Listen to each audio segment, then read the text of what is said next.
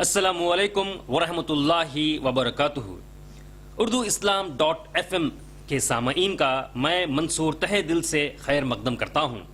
الحمدللہ آج ہمارے ساتھ شیخ ارشد بشیر مدنی جو کہ AskIslampedia.com کے فاؤنڈر اور ڈائریکٹر ہے، وہ یہاں پر اردو اسلام .fm کے اسٹوڈیو میں موجود ہیں۔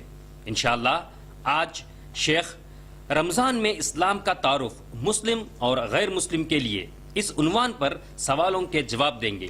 تو آئیے شامل ہوتے ہیں گفتگو میں شیخ ارشد بشیر مدنی کے ساتھ۔ شیخ، الحمدللہ اب ہمارے زندگی میں ماہ رمضان ہے، آخر رمضان کا معنی کیا ہے یہ ہمارے سامعین کو بتلائیں۔ السلام علیکم ورحمۃ اللہ وبرکاتہ۔ الحمدللہ رب العالمین والصلاة والسلام علی رسولہ الکریم وعلى آلہ واصحابہ اجمعین، اما بعد فاعوذ باللہ من الشیطان الرجیم، بسم اللہ الرحمن الرحیم۔ شہر رمضان الذی انزل فیہ القرآن ھدی للناس وبینات من الھدی والفرقان فمن شہد منکم الشہر فلیصم ومن کان مریضا او علی سفر فعدۃ من ایام اخر یرید اللہ بکم اليسر ولا یرید بکم العسر وَلِتُكْمِلُوا الْعِدَّةَ وَلِتُكَبِّرُوا اللَّهَ عَلَى مَا هَدَاكُمْ وَلَعَلَّكُمْ تَشْكُرُونَ رب اشرح لي صدری ويسر لي امری واحلل عقدۃ من لسانی یفقهوا قولی۔ میں سب سے پہلے اللہ سبحانہ و تعالیٰ کا شکر بجا لاتا ہوں، بے پایہ درود و سلامتی ہو محمد مصطفیٰ صلی اللہ علیہ وسلم پر۔ ابھی آپ نے بہترین سوال کیا ہے رمضان مبارک سے متعلق۔ رمضان یہ عربک ورڈ ہے اور یہ ورڈ نکلا ہے رمضت الحرہ، یعنی عرب کے لوگ جب دیکھتے کہ دھوپ بہت زیادہ، گرمی بہت زیادہ ہو گئی ہے، ایسے وقت پر اتنی زیادہ دھوپ کہ پتھر بھی گرم ہو گئے، اور وہ پتھر کو جب آپ ہاتھ لگاتے ہو تو آپ کو ہاتھ کو بھی تپش محسوس ہوتی ہے۔ تو جس وقت پر یہ نام پڑا، دراصل یہ جو نام پڑا ہے نا، اس کی بھی ایک تاریخ ہے۔ جیسے عرب کی 3 قسمیں ہوتے ہیں، عرب بائدہ، عرب عاربہ، عرب مستعربہ۔ تو عرب بائدہ وہ قوم جو عرب تباہ ہو گئے، ان کے ساتھ ساتھ عربی کے کئی لفظ بھی تباہ ہو گئے، لیکن ان میں سے کچھ لفظ باقی رہ گئے، اس میں سے رمضان ایک ورڈ ہے جو باقی رہ گیا ہے۔ عرب عاربہ یعنی کہ اصلی عرب جو یمن کا ایریا ہے۔ عرب مستعربہ یعنی کہ جو بعد میں عرب بن گئے، جیسے کہ اسماعیل علیہ السلام جو اصل میں عبرانی زبان جاننے والے تھے، لیکن انہوں نے یمن سے عربی سیکھی، اور مکے کے اندر چونکہ وہ اپنے والدہ کے ساتھ تھے تو ہوتے ہوتے وہاں پر عربی زبان پھیل گئی۔ تو یہ عرب کی 3 قسمیں ہیں۔ تو عرب بائدہ جو تباہ ہو گئے عرب، ان کے کچھ الفاظ باقی رہ گئے۔ تو جس وقت پر عاد و ثمود پائے جاتے تھے تو اس زمانے میں جب نام پڑا مہینے کا، تو اس زمانے سے نام چلتا آ رہا ہے، یعنی کہ رمضان کا جو معنی یا نام دیا گیا ہے، یہ عاد و ثمود کے زمانے میں دیا گیا تھا۔ تو اس کا معنی یہ ہے کہ اس وقت پر چونکہ سخت گرمی تھی، کبھی بعض اوقات سردی میں بھی رمضان مبارک آ جاتا ہے، تو اس کی وجہ سے معنی کو دیکھ کر کوئی آدمی نہ کہے کہ بھئی یہ تو سردی میں آ گیا، اب کیا کریں۔ نہیں، جس وقت پر نام پڑتا ہے، یہ اس نام پڑھنے کی ایک وجہ ہو جاتی ہے جس کی وجہ سے نام پڑ جاتا ہے۔ البتہ اس کی مناسبت روزوں سے یہ ہے کہ رمضان مبارک میں ایمان کی حرارت اتنی بڑھ جاتی ہے کہ جس طریقے سے گرمی زیادہ ہونے کی وجہ سے بہت سارے بیماریاں اور بہت سارے گندگیاں صاف ہو جاتی ہے، اسی طریقے سے جب ایمان کی حرارت اور گرمی بڑھ جاتی ہے تو انسان کے گناہ دھل جاتے ہیں۔ الحمدللہ، ماشاءاللہ شیخ، آپ نے بہت ہی بہترین رمضان کے لفظ کا تعارف دیا ہے۔ اب ہم ہمارے سامعین کو بتانا چاہتے ہیں کہ آخر رمضان کا مقصد کیا ہے؟ رمضان المبارک کا مقصد، جیسا کہ اللہ تعالیٰ نے قرآن مجید میں ارشاد فرمایا، سورہ بقرہ سورہ نمبر 2 کے آیت نمبر 182 میں، یا ایھا الذین آمنوا کتب علیکم الصیام کما کتب علی الذین من قبلکم لعلکم تتقون، کہ اے وہ لوگوں جو ایمان لائے ہو، تم پر روزے فرض کیے گئے جیسا کہ تم سے پہلے قوموں پر بھی روزے فرض کیے گئے تھے، لیکن ان روزوں کا مقصد کیا ہوتا ہے؟ لعلکم تتقون، تو تاکہ تم تقوی کی زندگی گزار سکو۔ تو ہم تقوی کا معنی بھی لیتے چلتے ہیں تاکہ معنی سمجھ میں آ جائے گا تو ہمیں مقصد بھی سمجھنے میں مدد ملے گی انشاءاللہ۔ تو تقوی کا مطلب عام طور پہ اردو میں جو ترجمہ کیا جاتا ہے وہ ہے خوف، لیکن یہ انکمپلیٹ ٹرانسلیشن ہے۔ یہ انکمپلیٹ ٹرانسلیشن ہے، کیونکہ خوف کے لیے عربی زبان میں خوف خود عربک ورڈ ہے، خشیہ ورڈ ہے، خوف ہے، تو اس کے لیے عربی زبان میں خود ایک خوف کا ورڈ پایا جاتا. پھر بھی تقویٰ کیوں لعلکم تخافون نہیں کہہ رہے اللہ تعالیٰ، لعلکم تخشون نہیں کہہ رہے تاکہ تم خشیت والے ہو جاؤ، تاکہ تم خوف والے ہو جاؤ، نہیں، لعلکم تتقون کہہ رہے. تقویٰ کا معنی ہے، یہ عربک ورڈ تقاتن سے نکلا ہے. تقاتن کا مطلب ہوتا ہے جیسا کہ ایک آدمی تلوار کے حملے سے بچانے کے لیے ڈھال کا استعمال کرتا ہے، تو جو لوہے کی ڈھال ہوتی ہے عربی زبان میں اس کو تقاتن کہتے ہیں.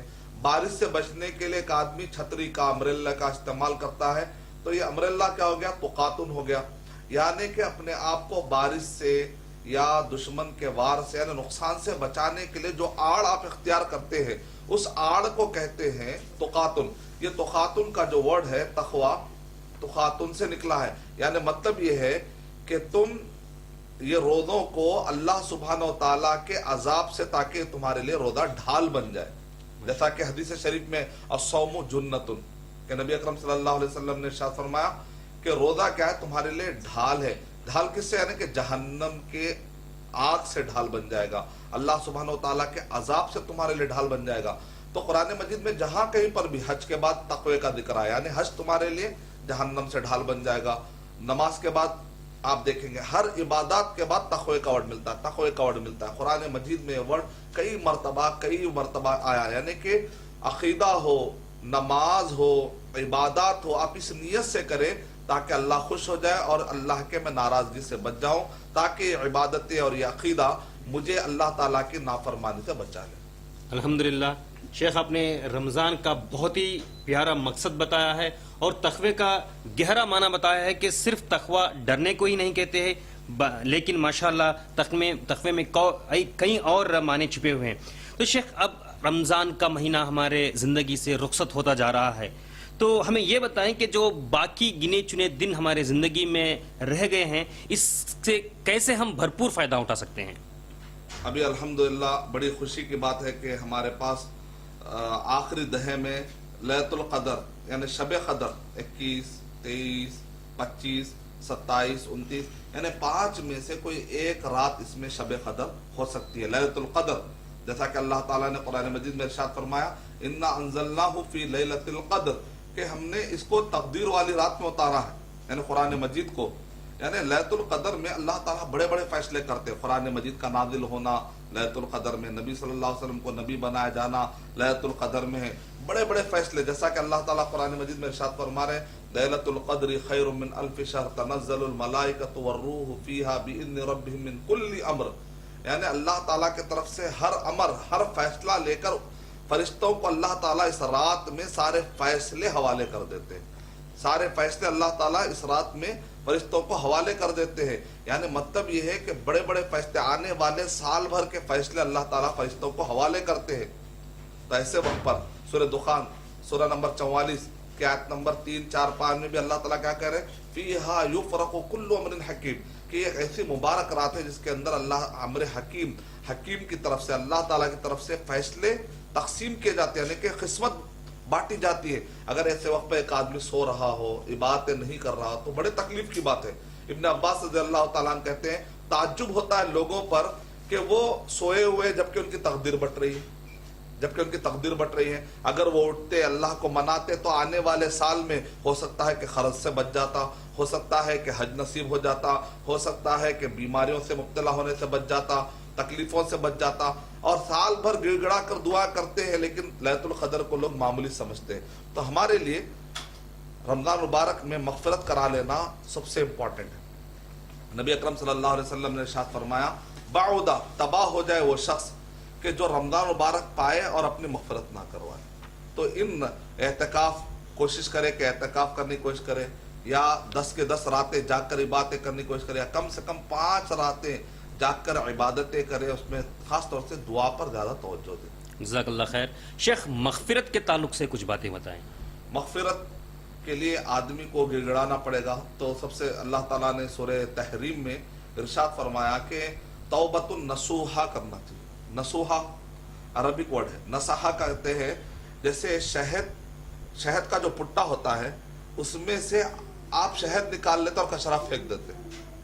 اس کو عربی زبان میں کہتے ہیں نصحہ، نصحہ کہتے ہیں، کام یعنی والی اللہ تعالیٰ چیز۔ کہہ رہے ہیں یعنی کہ خالص توبہ ہونی چاہیے، یہ کچرے والی توبہ نہیں چلے گی کہ دل کے اندر تو ارادہ ہے برایاں کرنے کا اور اوپر سے کہہ رہا ہے کہ میں اللہ مجھے معاف کر دے، آگے کا کچھ ارادہ ہی نہیں ہے۔ تو توبۃ النصوحہ کا مطلب یہ ہے کہ ایسی تم توبہ کرو جیسا کہ تم شہد لینے کے لیے کیا کرتے ہو، پورا کچرا اٹھا کے پھینک دیتے ہو اور خالص شہد لے لیتے ہو، تو ویسے ہی جب تم اللہ تعالیٰ سے کرنے آؤ تو تم توبہ نصوحہ کرو، یعنی کہ پہلے تمہیں اپنے گناہوں کا اعتراف ہونا چاہیے، جو کچھ بھی گزرا ہے اس کے اوپر پشیمانی ہونی چاہیے، اور آگے میں ایسا گناہ نہیں کروں گا اس پر پکا ایک یقین ہونا چاہیے۔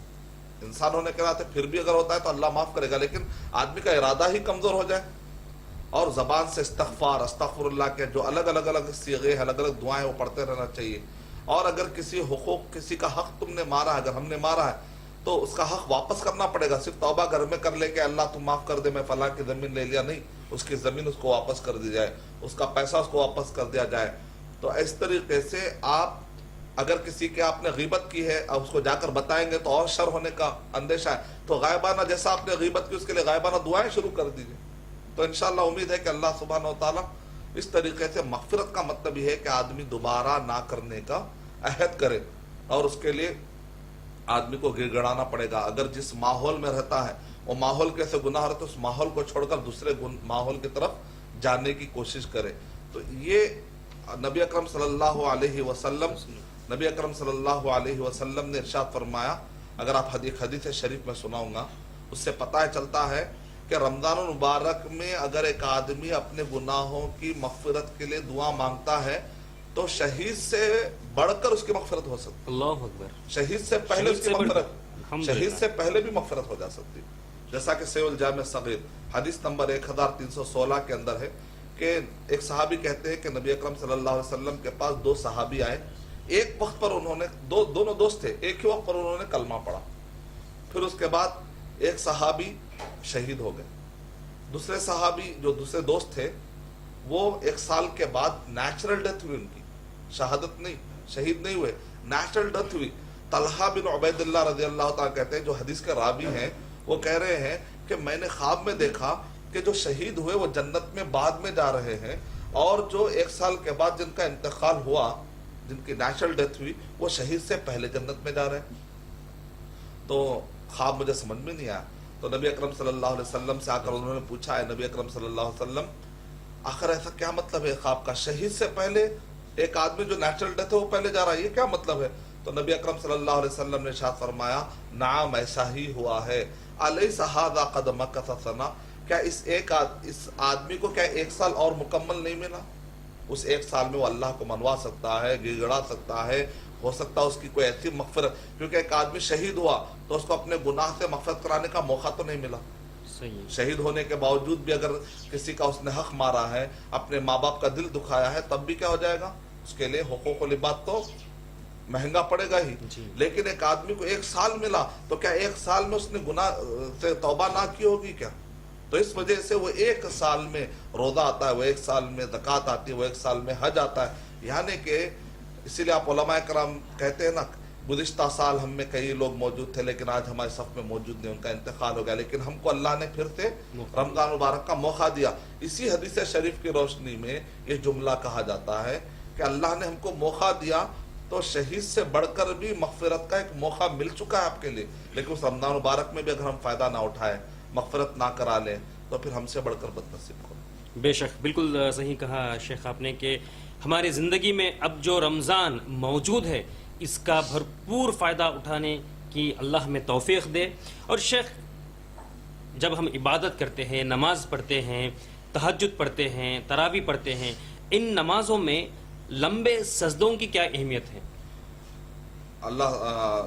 جب ہم عبادتیں کرتے ہیں تو ایسے وقت پر لمبے سجدوں کی بڑی اہمیت ہے، لمبے قیام کی بھی بڑی اہمیت ہے، جیسا کہ نبی اکرم صلی اللہ علیہ وسلم کے بارے میں آتا ہے صحیح بخاری والیوم نمبر، اگر آپ حدیث نمبر 1903، 1904، 1905 کہ اس کے اندر نبی اکرم صلی اللہ علیہ وسلم نے ارشاد فرمایا، من قام رمضان ایمانا واحتسابا غفر له ما تقدم من ذنبه، یعنی اللہ کو رمضان مبارک میں بندے کا ٹھہرنا بھی پسند، اللہ ٹھہرنا، ٹھہرے رہیے بس، جیسا کہ بعض تکبر کرنے والے جو بادشاہ ہوتے ہیں ان کی خواہش کیا ہوتی ہے؟ پنکھا ہلانے والی خاتون ٹھہری رہے، سائل ٹھہرا ہوا رہے، اور لوگ آ کر باتیں کرتے ہیں، ملنا چاہتے ہیں ٹھہر کر ملے، اطراف کے سب لوگ ٹھہرے ہوتے ہیں، وہ اکیلا بیٹھا ہوتا ہے.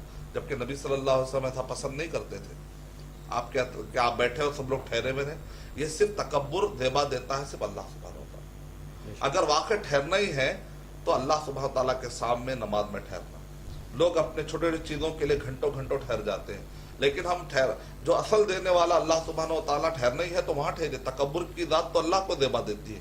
تو یہ لمبا ٹھہرنا نبی اکرم صلی اللہ علیہ وسلم کے بارے میں آتا ہے کہ نبی اکرم صلی اللہ علیہ وسلم ایک مرتبہ ایک ہی آیت پڑھتے گئے یہاں تک کہ فجر ہو گئی. تو آپ اندازہ لگائیے کہ کتنے مرتبہ پڑھے ہوں گے. ان تعذبهم فانهم عبادك وان تغفر لهم فانك انت العزیز الحکیم. کہ اللہ اگر آپ عذاب دینا چاہے، اگر وان تعذبهم فانهم عبادك تو تیرے بندے میں کچھ نہیں کر سکتا، لیکن اگر معاف کر دیں تو اے اللہ آپ عزیز ہیں، آپ حکیم ہیں، آپ کے لیے سزا دیبا دیتا ہے کہ آپ بندوں کو معاف کر دیں. تو نبی صلی اللہ علیہ وسلم نے اتنی دعا مانگی آیت اتنی مرتبہ دہراتے رہے یہاں تک کہ فجر کا ٹائم آ گیا. تو کتنی دیر ٹھہرے ہوں گے. اس میں آتا ہے کہ آپ نے اسی پر پھر رکوع میں آتے، سجدہ کرتے، پھر اٹھتے اور پھر یہی آیت پڑھتے، پھر سجدہ کرتے، پھر رکوع کرتے، پھر یہی آیت پڑھتے. اس کا مطلب کیا نکلا؟ لمبے سجدے ہوئے. نبی اکرم صلی اللہ علیہ وسلم لمبا سجدہ اتنا کرتے تھے، صحابہ سمجھتے تھے کہ شاید کہ نبی صلی اللہ علیہ وسلم کی روح پرواز ہوگی. اللہ تعالی ہم کو لمبے سجدے کی توفیق عطا فرمائے. ہم تو سجدہ بڑی پریشانی سے کرتے، جبکہ اس زمانے میں مٹی پر سجدہ ہوتا تھا، کنکرے تھے مٹی پہ. آج تو ہم قالین رکھ کے بھی سجدہ کرنا ہمارے لیے مشکل ہوتا ہے. اے سیوں میں ہے، راحت میں ہے. تو ہم کو سوچنا چاہیے کہ ہم گناہ کرنے کے لیے کتنا ٹائم لیتے ہیں اور معاف کرانے کے لیے اس سے کم ٹائم لینا چاہتے ہیں. گناہ بعض اوقات ہمارے گناہ 2 گھنٹے کے، 3 گھنٹے کے، بعض گناہ 5 گھنٹے کے، اور توبہ جو ہے کوئک ہو جانا. کوئک توبہ کہاں سے ملے گی؟ تو اس لیے ہم کو عقل مندی کا مظاہرہ یہ ہے کہ آدمی جو گناہ کیا ہے کم سے کم گناہ سے بڑھ کے تو سجدہ کرے. خیر اتنا نہ، اللہ تو اتنا سختی نہیں برتتے، بہرحال اتنا تو کرے کہ جس سے کہ مغفرت ہو جائے. بہرحال کیونکہ ہم تو یہ نہیں کہیں گے کہ بیچارے کو پورا اسلام اتنا سخت مذہب نہیں ہے، اتنا سختی تو نہیں ڈالتا، لیکن آدمی کو سوچنے کے لیے کہہ رہا ہوں. اگر اللہ تعالیٰ ہمارے گناہوں میں اگر بدبو ڈال دیتا تو آج ہمارے عیب باہر ہو جاتے. جیسے کدو کی بو الگ ہے، پالک کی بو الگ ہے، میووں کی بو الگ ہے، سیب کی بو الگ ہے. ایک آدمی بو سنتے کہہ دیتا ہے سیب ہے، یہ آم ہے، یہ سیتافل ہے، یہ جام ہے.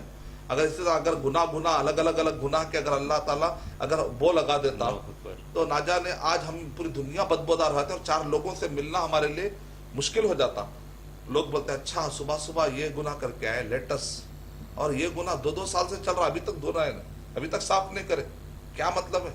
تو آدمی کو منہ چھپانے جگہ نہ دیتے. اللہ نے ہماری اتنی عزت کی، اس اللہ کی نافرمانی کر کے ہم کیا اللہ کی عزت کر رہے ہیں؟ جس کی نافرمانی کر رہے ہیں گویا کہ ہم اس کی بے عزتی کر رہے ہیں. تو کیا ہم اللہ کی عزت میں اپنا مکمل طریقے سے کیا ہم اللہ کی عزت کا حق ادا کریں؟ حق تو ادا کرنا مشکل ہے، کم سے کم سوچ بھی رہے کیا. تو یہ باتیں ہیں. تو الحمدللہ سجدے کے ذریعے ہم ماشاءاللہ لمبے سجدے کے ذریعے اللہ کو منانے کی کوشش کر سکتے ہیں، استغفار کر سکتے ہیں، استغفار کر سکتے ہیں الحمدللہ. تو شیخ یہ بتائیے کہ رمضان میں روزے داروں کے لیے اللہ کی طرف سے کیا خوشخبریاں ہیں؟ رمضان مبارک میں آپ ایک حدیث شریف پہ اگر آپ غور کریں گے، حدیث نمبر 1904، حدیث نمبر 1905 کے بعد، تو اس کے اندر یہ ہے صحیح بخاری کے اندر کہ نبی اکرم صلی اللہ علیہ وسلم ارشاد فرما رہے ہیں کہ روزے دار کے منہ سے نکلنے والے بدبو کو اللہ تعالیٰ کہہ رہے ہیں کہ میرے پاس یہ مشک عنبر سے بھی زیادہ خوشبودار ہے.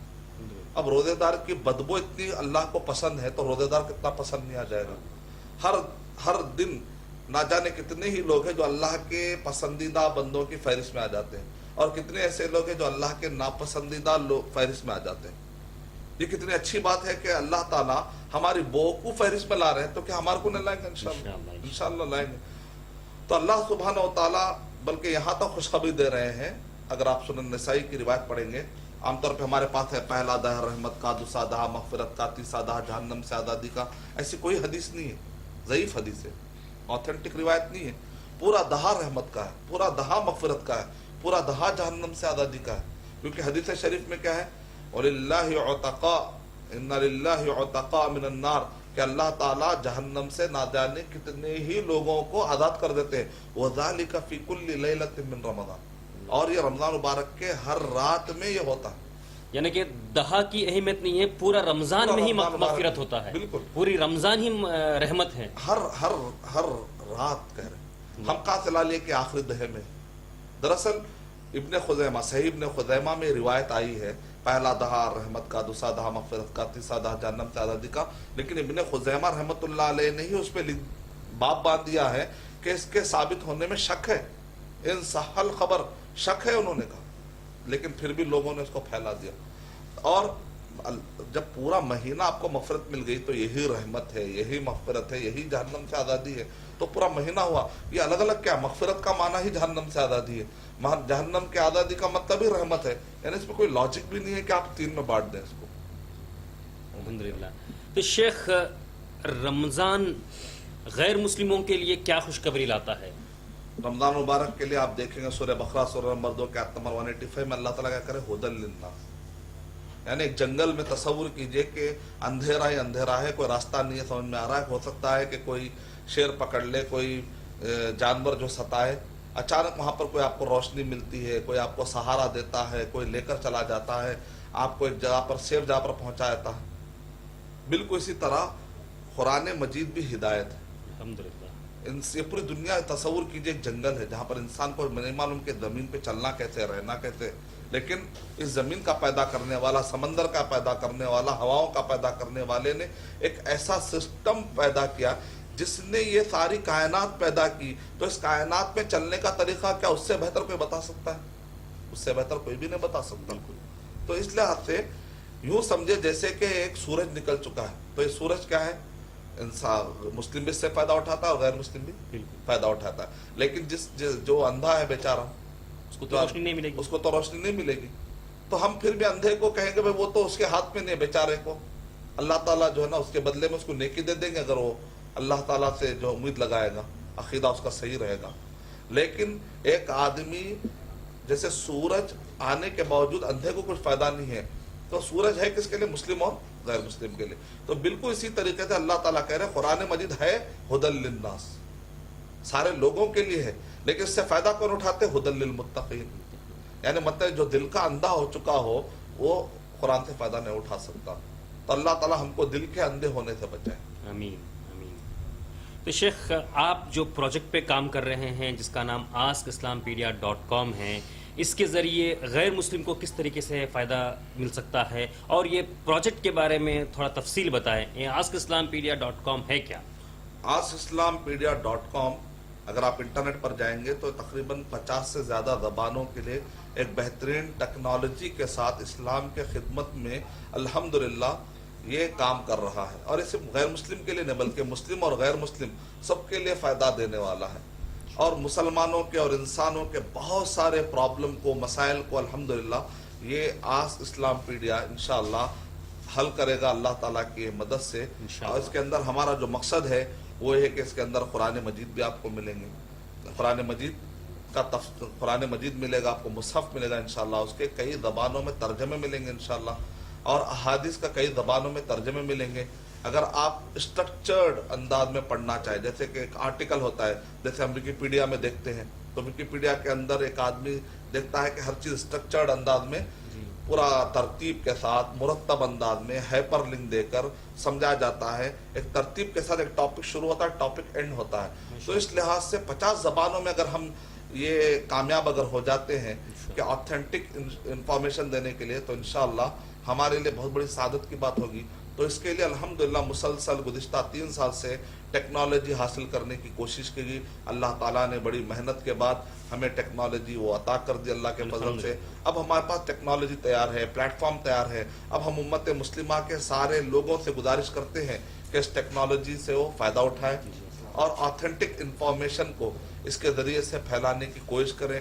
آپ کے پاس، آپ کے سرکل میں جو بھی علماء ہو جن کے پاس آتھینٹک نالج ہو، ان کی کتابوں کو آپ اس کے اوپر اپلوڈ کر سکتے ہیں، پھیلا سکتے ہیں. انشاءاللہ بہت سارا سے فائدہ اٹھایا جا سکتا ہے. اس کے اندر آڈیو کی سہولت ہے، اس کے اندر ویڈیو کی سہولت ہے، اس کے اندر ہائپر لنکس ہے. یعنی کہ آج کے دور کی جو ٹیکنالوجی جس میں لوگ ریچ کرنا چاہتے ہیں، چاہے ڈیجیٹل میڈیا ہو، اور مینوسکرپٹ کی بات اگر آپ کرتے ہیں، ای بکس کی اگر آپ بات کریں گے، پوڈ کاسٹ کی اگر آپ بات کریں گے، تو اس کے اندر الحمدللہ، اور یہ لائف ریٹ ٹیکنالوجی پر ورک کر رہا ہے.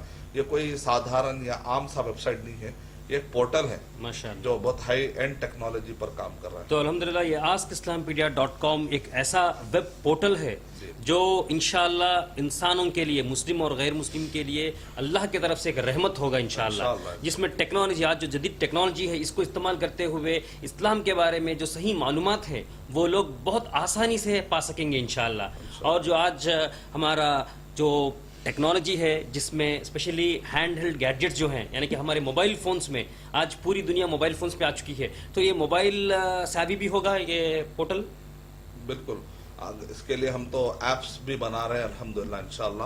تو بہت جلد آپ ایپس جب استعمال کریں گے تو بڑی آسانی سے آپ موبائل کے لیے تو آلریڈی ہے، آپ فی الوقت موبائل میں اگر آپ کھولنا چاہیں تو بڑی آسانی سے کھول سکتے ہیں.